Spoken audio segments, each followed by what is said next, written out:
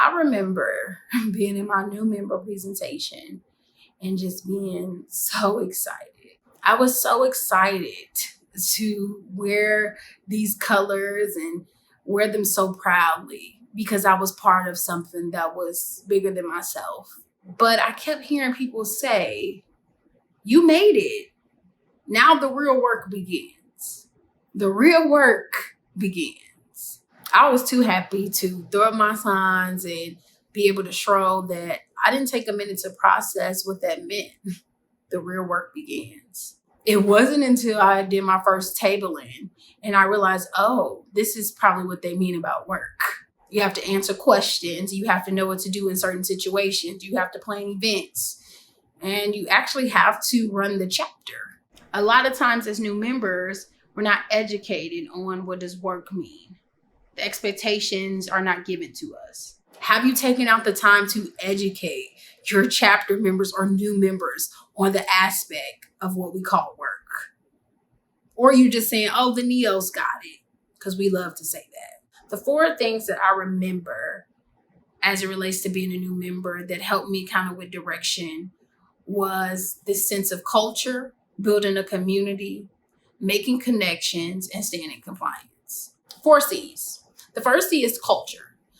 With being a new member, you need to understand what is the campus culture?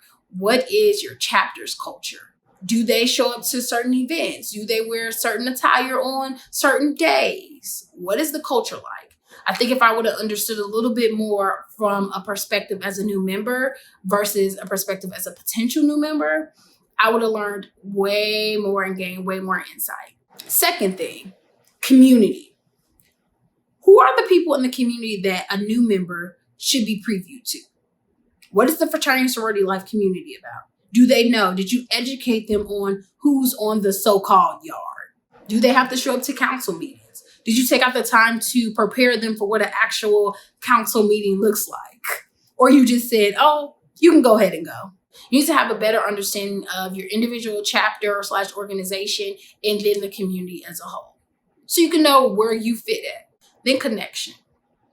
Spending time actually connecting with the individuals that were a part of my new member presentation. Some may call them my line sisters. A lot of times we think we know who we are working with. We think we know these individuals because we just had a new member presentation. So I know.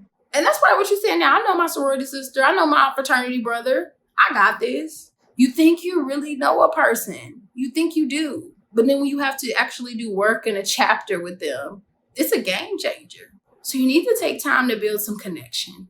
And when I say connection, I mean, what is their love language? How do they like to be communicated with? What do they do outside of this thing we call sorority and fraternity life? Who are they? Taking out the time to really develop human connection. Having authentic conversations. Being vulnerable at times. Being transparent about your experience and how you all can work together. Last one, compliance. As a new member, you need to know what is the constitution and bylaws for your organization. What are the rules as it relates to you being a fraternity or sorority member? Those are some things as a new member I wish I would have known. But I figured it out. And I figured it out and it helped me. So now I'm passing these gems of this knowledge on to you. So in my hope that you can pass it on to the next person, because the more people that know about this, the more impact we can make and the more we can live out the mission and vision of our organizations.